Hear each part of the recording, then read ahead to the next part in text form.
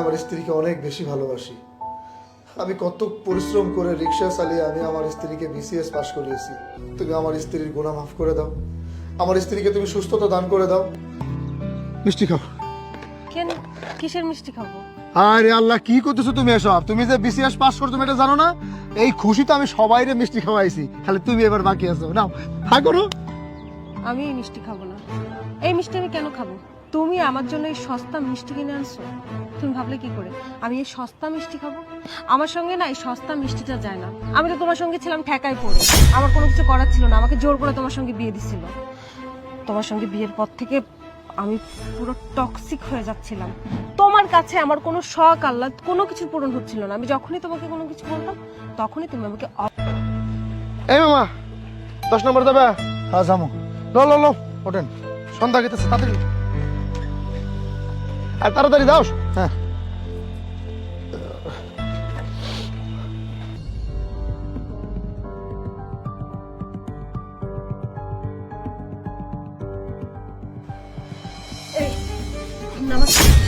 তোর এই নামাজ পড়ার কারণে তুই আজকে আমাকে সবার সামনে অসম্মান করছিস না? তোকে আমি বারবার বলছিলাম তুই কখনো আমার সামনে আসবি না, আমার ফ্রেন্ড সার্কেলের সামনে আসবি না। তুই আমার একটা কথাও শুনিসনি।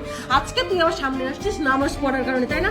আজকের পর থেকে এই বাসায় কোনো নামাজ পড়া চলবে না। তোর যদি নামাজ পড়তে এত ইচ্ছে করে তুই বাইরে গিয়ে পড়বি। তুই আজকে আমার মাথাটা পুরো গরম করে দিচ্ছিস।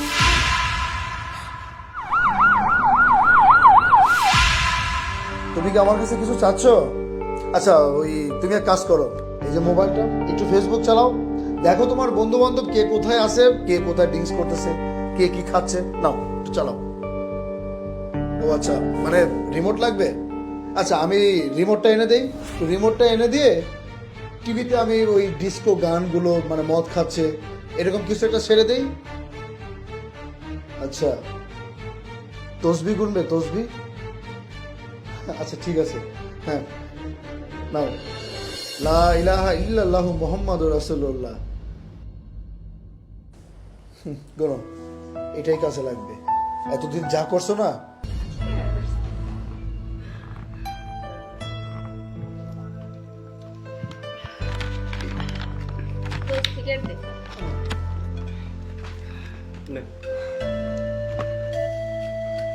তারপর পার্টিতে জয়েন করে তোদের কেমন লাগছে?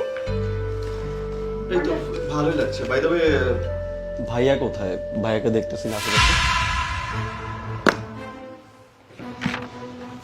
আমার হাজবেন্ড আসলে দোস্ত, ও তো অনেক ব্যস্ত থাকে, ও তো দুবাই থাকে আর সারাদিন এত পরিমাণ ব্যস্ত থাকে আমাকে ঠিকঠাক মতো ফোনটা করার সময় পায় না। ওকে খুঁজে তোদের লাভ নেই। ঠিকই বলেছ।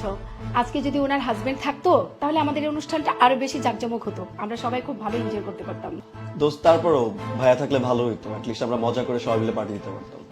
আরে আপা, আমি বললাম তো ও এখন দেশে নেই।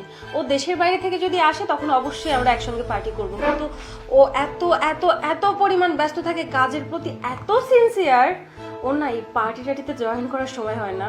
এই দেখুন, আমাকে গত মাসে ও আমাকে ডায়মন্ডের আংটি দুটো গিফট করেছে, আবার বলেছে সামনের মাসে আমাকে নেকলেস গিফট করবে।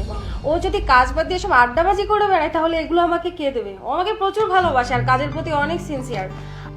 আপনারা আজকে এই পার্টিটা শেষ করুন, নেক্সট মান্থে যখন ও আসবে তখন ইনশাল্লাহ ওকে নিয়ে আমরা একসঙ্গে পার্টিতে জয়েন হব। আচ্ছা শুন, তারপরও এই ছোটখাটো পার্টিতে হবে না, আমাদের বড় করে একটা পার্টি দিতে হবে, কি বলিস? ঠিক আছে, দিব, সমস্যা নেই। আর একটা কথা, তুই তোর এই পোশাক আশাক নিয়ে, তোর এই চেহারা নিয়ে কখনো আমার কলিগদের সামনে যাবি না, আমার ফ্রেন্ড সার্কেলের সামনে যাবি না।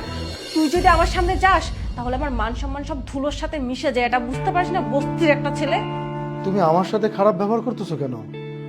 আচ্ছা তুমি কি ভুলে গেছো যে আমি রিক্সা চালিয়ে পরিশ্রম করে খেটে আমি তোমাকে বিসিএস পাস করিয়েছি, আর তুমি আমার সাথে খারাপ ব্যবহার করতেছো? আচ্ছা তুমি কি ভুলে গেছো যে আমি তোমার স্বামী? তুই চুপ থাক। আমি আমার নিজের যোগ্যতায় বিসিএস ক্যাডার হয়েছি, তোর কোনো হেল্প আমার প্রয়োজন নেই, কখনো প্রয়োজন ছিল না। আমি তোকে বলেছিলাম না যে আমার মা বাবা আমাকে জোর করে তোর সঙ্গে বিয়ে দিছে, যার কারণে আমি বাধ্য হয়ে তোর সাথে ছিলাম। শোন, আমার না আগে থেকে যোগ্যতা ছিল, আমি চেষ্টা করলেই পারতাম, আমি সেটা পেরেছি, এতে তোর কোনো অবদান নেই। বারবার না এটা প্রমাণ করার চেষ্টা করিস না যে আমাকে শিক্ষিত তুই বানিয়েছিস। তুই তো একটা মূর্খ, তুই আমাকে কি শিক্ষিত বানাবি রে? আর কোনোদিনও মানুষের সামনে তুই আমাকে নিয়ে কথা বলবি না, আমার সম্পর্কে কথা বলবি না, তুই আমার কি হোস সেটা বলবি না। যদি আর কখনো এমনটা করিস তাহলে তোকে আমি ডিভোর্স দিব। আসলে হয়েছে কি, আমি তোমাকে খুব বেশি ভালোবাসি, যার জন্য আমি তোমার সাথে হয়তো একটু অধিকার নিয়ে কথা বলি। কিন্তু তুমি যেহেতু চাও না যে আমি অধিকারে তোমার সাথে কথা বলি, আচ্ছা ঠিক আছে, তুমি যেহেতু চাও না, আমি আর তোমার সাথে কোনোদিন এরকম অধিকার নিয়ে কথা বলবো না। তুমি যেভাবে বলবে আমি সেভাবেই শুনবো, কিন্তু তারপরেও তুমি আমাকে ডিভোর্স দিও না প্লিজ।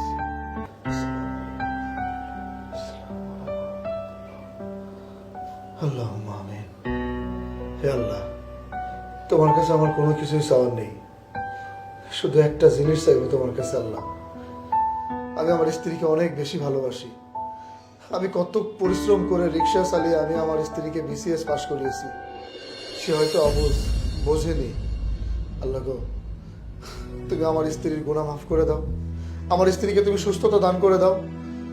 তার মধ্যে বুঝ জ্ঞান কোনো কিছু নেই। আল্লাহ গো, আমার স্ত্রী অনেকদিন অসুস্থ হয়ে ঘরে পড়ে আছে। আমার স্ত্রীর জন্য আমার খুব কষ্ট হয়। তুমি আমার স্ত্রীকে সুস্থতা দান করো, আমার জীবনের বিনিময়ে তুমি আমার স্ত্রীকে সুস্থতা দান করো আল্লাহ।